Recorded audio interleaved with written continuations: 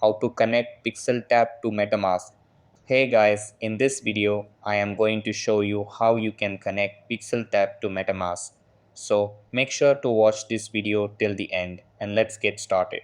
So the first thing that you want to do is open up the Pixel Tap by using Telegram app on your mobile and make sure the app is updated to the latest version available and you will be redirected to this page. After that, click on the Connect Any Wallet button.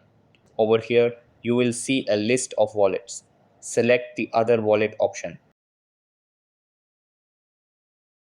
After that, go to your MetaMask app and generate your wallet address.